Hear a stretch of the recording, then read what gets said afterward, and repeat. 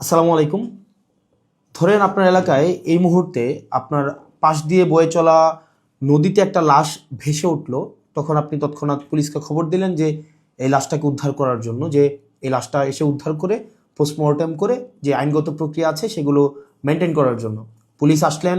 Police এসে সেই লাশটা আপনার বাসা থেকে ফর এক্সাম্পল 50 কিলোমিটার দূরে আপনার সদর হসপিটালে নিয়ে গেলেন। সেখানে পোস্টমর্টেম করা, সেখানে হচ্ছে ডোমকে রাজি করানো, তারপর হচ্ছে জানাজা, দাফন কাফন, এই প্রত্যেকটা কার্যক্রম পুলিশ নিজে উপস্থিত থেকে করলেন বা করেন। এটাই, পুলিশ ছাড়া এই কার্যক্রমগুলো কেউ করে না। অথবা কেউ হারিয়ে গেলেন, অথবা কেউ আত্মহত্যা করলেন, এই যে কার্যক্রমগুলোকে আমরা পুলিশকে দিয়েই হচ্ছে আমরা করতে হয়। এখন কয়েকটা প্রশ্ন এখানে।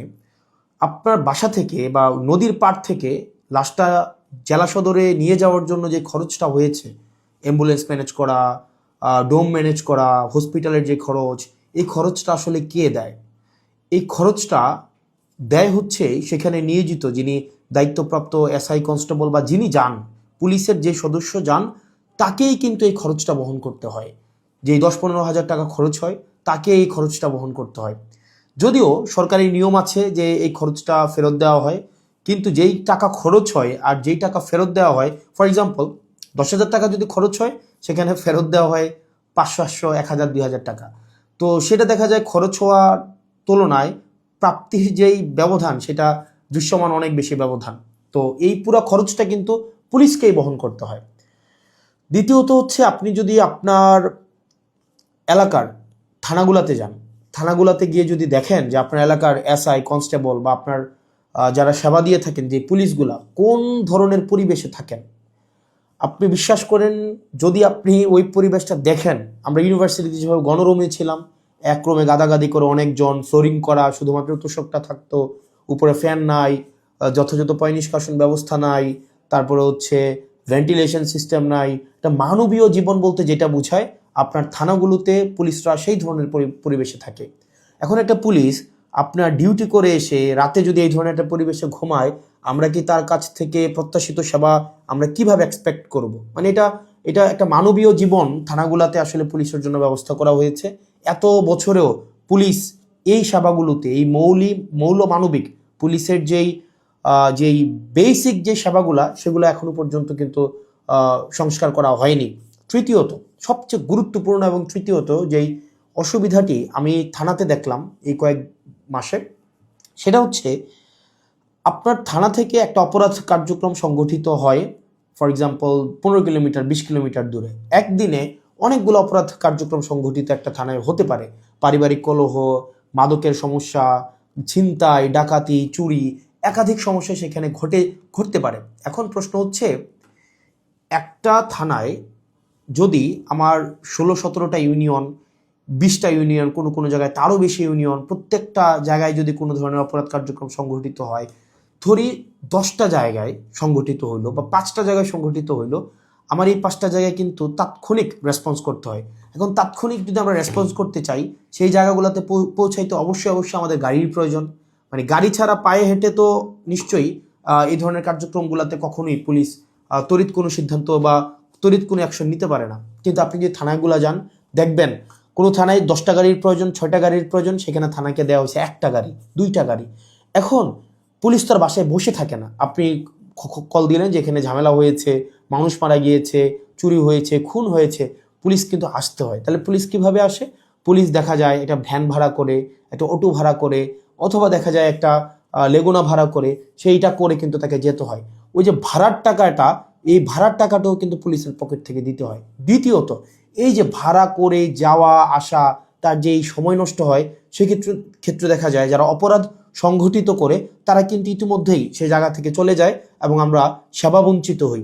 সেজন্য আপনি যদি পুলিশকে যুগোপযোগী করতে চান, পুলিশকে যদি আপনি হচ্ছে তার সেবা তাৎক্ষণিক জনগণের কাছে পৌঁছাইতে চান, অবশ্যই তার ট্রান্সপোর্টেশন ব্যবস্থাটা অবশ্যই যথাযথভাবে করতে হবে। আপনি পুলিশকে ট্রান্সপোর্টেশনের গাড়ি দিবেন না। গাড়ি বলতে এখানে একটা পুলিশকে একটা গাড়ি, এটা বোঝানো হয় নাই। একটা কাভার্ড ভ্যান দেন, একটা 10টা পুলিশ একসাথে মুভ করতে পারে। তারপর হচ্ছে একটা থানায় যদি আপনি 5টা 6টা গাড়ি দেন, তাহলে সেক্ষেত্রে কিন্তু ওই এলাকার অপরাধ কার্যক্রম অবশ্যই দৃশ্যমান কমে আসবে। কারণ পুলিশ ইমিডিয়েট রেসপন্স করতে পারবে। কারণ পুলিশ যদি ইমিডিয়েট রেসপন্স করতে না পারে, অপরাধ সংঘটিত হয়ে যাওয়ার পরে যদি রেসপন্স করতে হয়, সেক্ষেত্রে দেখা যায় দিন শেষে অপরাধী কিন্তু পালিয়ে যায়। সেজন্য পুলিশের দক্ষতা, পুলিশের সেবা যদি আপনি জনগণের দ্বারগোড়া পৌঁছাতে চান, অবশ্যই আপনার ট্রান্সপোর্টেশনের ব্যবস্থা উন্নতি করতে হবে। এখন আমাদের বর্তমান বিদ্যমান যে পুলিশ ব্যবস্থা রয়েছে, এই পুলিশ ব্যবস্থার থানাগুলোতে, আমি থানাগুলোর কথা বলবো, থানাগুলোতে তাদের অ্যাকোমোডেশন সমস্যা, তাদের বাসা, তাদের থাকার জায়গা নাই ঠিকঠাকভাবে, গণরুমের মতো তাদেরকে থাকতে হয়, এবং তাদেরকে যে বেতন দেওয়া হয়, এই বেতন দিয়ে যে একটা স্বাভাবিক জীবনযাপন করবে সেটা কোনোভাবেই সম্ভব না। দ্বিতীয়ত হচ্ছে আপনি তাকে ট্রান্সপোর্টেশনের ব্যবস্থা করছেন না যথাযথভাবে। আপনি তাকে দেখা যাচ্ছে যে আপনি তাকে ঢাল তরোয়ার ছাড়া, ট্রান্সপোর্টেশন ছাড়া আপনি অপরাধী ধরতে পাঠাচ্ছেন, টহল দিতে পাঠাচ্ছেন। সেক্ষেত্রে কিন্তু তাকে ট্রান্সপোর্টেশন ম্যানেজ করা এবং সেখানে যে ভাড়া মেটানো, সেটাও কিন্তু তার পকেট থেকেই করতে হয়। সরকার যে অ্যালটমেন্টটা দেয়, সরকার যে বরাদ্দ দেয়, সেটা খুবই খুবই প্রয়োজনের তুলনায় অপ্রতুল। তৃতীয়ত হচ্ছে আপনি পুলিশে একটা আমি অনেকগুলো অফিসারের সাথে কথা বলেছি, রিটায়ার্ড অফিসার, চাকরিরত অফিসার, তাদের সাথে কথা বলেছি।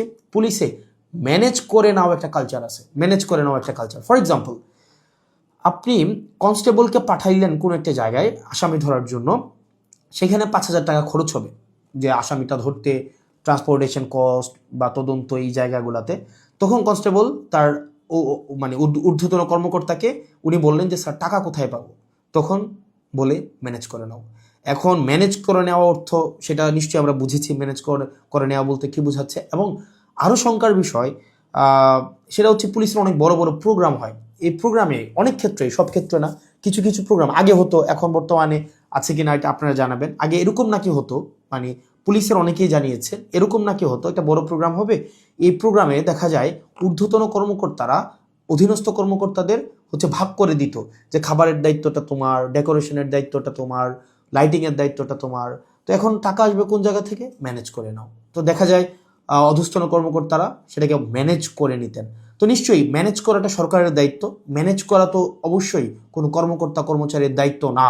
কিন্তু দেখা যায় অধিকাংশ ক্ষেত্রেই সরকার যে বাজেট বরাদ্দ দেয় পুলিশকে, এবং যেই পরিমাণ পুলিশের প্রয়োজনীয়তাটা, যেই পরিমাণ আমরা দেখলাম ল অ্যান্ড অর্ডার রিস্টোর করার ক্ষেত্রে, সামাজিক শৃঙ্খলা বজায় রাখার ক্ষেত্রে, শুধু যে গুম খুন এগুলো নিরসনের ক্ষেত্রে পুলিশের অবদান বা পুলিশের কার্যক্রম বিষয়টা এমন না। স্বাভাবিক শান্তি শৃঙ্খলা, নিরাপত্তা, জীবনমালের নিরাপত্তা নিশ্চিত করার ক্ষেত্রে কিন্তু পুলিশের স্বাভাবিক অনেক ধরনের কার্যক্রম হয়। আপনার পরীক্ষার ডিউটি থেকে শুরু করে অনেক ধরনের কার্যক্রম হয়, এবং পুলিশেরকে আরও বিভিন্ন কাজে ব্যবহার করা হয়। যেমন এটা খুবই খুবই, আমি পার্সোনালি এই জিনিসটাকে আমি সবার সামনেই বলছি, এই জিনিসটাকে আমি পার্সোনালি এই জিনিসটাকে কখনোই ওয়েলকাম করব না। অপ্রয়োজনীয় প্রোটোকল দেওয়া, যে যদি এলাকায় এমপি যায়, পুলিশকে দেখা যায় প্রোটোকল দিতে, অপ্রয়োজনীয়। দেখা যায় ওসিকে আমরা অতীতেও দেখেছি, ওসি সবসময় আপনার এমপির সাথে সাথে থাকতে হয়, থাকেই থানায় একটা গাড়ি। এখন একটা গাড়ি নিয়ে যদি আপনার ওসি বা অন্য কর্মকর্তারা আপনার এমপির সাথে সারাদিন ব্যাপী থাকতে হয়, যেখানে যায় সেখানে যেতে হয়, তাহলে ওসিও কিন্তু তার স্বাভাবিক থানা কার্যক্রম করতে পারে না, সাধারণ মানুষ সেবা বঞ্চিত হয়। একই সাথে সাথে যে একটা গাড়ির, এই গাড়িটাও কিন্তু অপচয় হয়। সেজন্য, এবং আপনারা জেনে থাকবেন যে এমপির সাথে পুলিশ সবসময় থাকে, কিন্তু এটা কিন্তু কোনো নিয়মে নাই, কোনো প্রোটোকলে নাই। এমপির সাথে পুলিশ থাকবে, এটার কোনো প্রোটোকল নাই, কোনো প্রোটোকলেই নাই।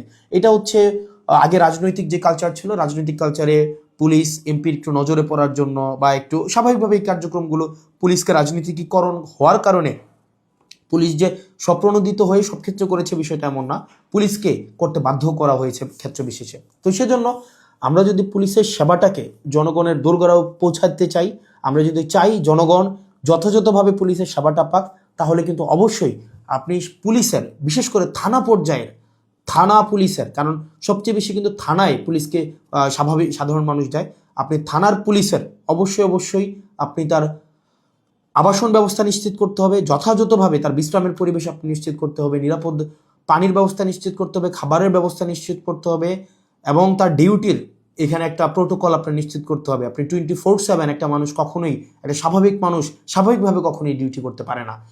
2 নম্বর বিষয় হচ্ছে ট্রান্সপোর্টেশনের ব্যবস্থাটাকে আপনি নিশ্চিত করতে হবে। একটা থানায় একটা গাড়ি দিয়ে একটা থানা কখনোই চলতে পারে না, 2টা গাড়ি দিয়ে একটা থানা কখনোই চলতে পারে না। আপনি পুলিশের উপর চাপিয়ে দিবেন যে ম্যানেজ করে নাও। পুলিশ যখন ম্যানেজ করতে যাবে, তখনই কিন্তু জনগণ পুলিশের একটা সাংঘর্ষিক অবস্থা তৈরি হয়, তখনই উৎকোচ গ্রহণের এক ধরনের বৈধতা মানসিকভাবে উৎপাদিত হয়। সেজন্য আমরা পুলিশকে এই ম্যানেজ করে নেওয়ার প্রবণতায় না ঠেলে দিয়ে সরকারের কাছে এই বিষয়গুলো নিয়ে আমাদের আহ্বান থাকবে বাজেট বৃদ্ধি করা, এবং সেগুলোর হচ্ছে আমাদের যেই টেকনিক্যাল জায়গায় আমাদের রিসোর্স সেখানে হচ্ছে আমাদের ইনস্টল করতে হবে। তৃতীয়ত তার মানে অ্যাকোমোডেশন, তারপর হচ্ছে ট্রান্সপোর্টেশন, আর হচ্ছে 3 নাম্বার যেটা হচ্ছে অযাচিত যেই রাজনীতিকীকরণের যে বিষয়টি রয়েছে সেটি থেকেও পুলিশকে আমাদের মুক্তি দিতে হবে। সাধারণ জনগণ এবং পুলিশের মাঝখানে কোনো মধ্যস্বত্বভোগী থাকা কখনোই উচিত না। তো আমরা পুলিশের কখনোই, আমরা শুরু থেকে, আপনি যদি যান আমার টাইমলাইনে এখনও আছে যে অগাস্ট থেকে 2024 অগাস্ট থেকে পুলিশের যেই টেকনিক্যাল হচ্ছে রিসোর্স ইনস্টল করা, তাদেরকে সেটাকে এনরিচ করা, পুলিশকে জনমুখী করা, রাজনৈতিক প্রভাবে বলের বাহিরে নিয়ে যাওয়া, তাদের আবাসন, স্বাস্থ্য, চিকিৎসা সেগুলো যেন যথাযথ হয় সেটি নিশ্চিত করা, তার পেশাদারি যেই ব্যয় হয় সেই পেশাদারি ব্যয় যেন সরকারি খাত থেকে হয়, তাকে যেন সেটির জন্য ম্যানেজ করা কালচারে না যেতে হয়, সেটির জন্য কিন্তু আমরা গুরুত্ব দিচ্ছি। সেজন্য আমরা সংসদে এই বিষয়গুলো নিয়ে কথা বলবো যদি আল্লাহ সুযোগ করে দেয়, এবং যেহেতু সুযোগ করে দিয়েছে একই সাথে সাথে সরকারের কাছে বা মানুষের কাছেও যে এই যে পুলিশের, আমরা যে তৃণমূলের পুলিশের যে জটিলতাগুলো সেগুলো আমার কাছে মনে হয়েছে সবার জানা উচিত, যেহেতু থানাগুলোকে আমরা এখন খুব ক্লোজলি দেখছি, সেজন্য সবাইকে জানানো। আর পুলিশের প্রতি আমাদের সবসময় সংবেদনশীলতা রয়েছে, এবং আমরা চাই পুলিশ জনগণের হয়ে উঠুক, কোনো রাজনৈতিক দলের না, পুলিশ হয়ে উঠুক সবার। পুলিশের সাথে জনগণের সম্পর্ক থাকবে হৃদ্যতার, এবং প্রত্যেকটা মানুষ যেন ভয়হীনভাবে সেখানে অভিযোগ জানাতে পারে, এবং অপরাধী নির্মূলে পুলিশ সবসময় যেন সুদৃঢ় ভূমিকা পালন করতে পারে রাজনৈতিক যে কোনো প্রভাবের ঊর্ধ্বে উঠে। পুলিশের আবাসন সমস্যা, ট্রান্সপোর্টেশন সমস্যা, পুলিশের বাজেট বৃদ্ধি এবং পুলিশের ম্যানেজ করে নেওয়া কালচার থেকে পুলিশকে অবশ্যই মুক্তি দিতে হবে। আসসালামু আলাইকুম রহমতুল্লাহি ওয়া বারাকাতুহু।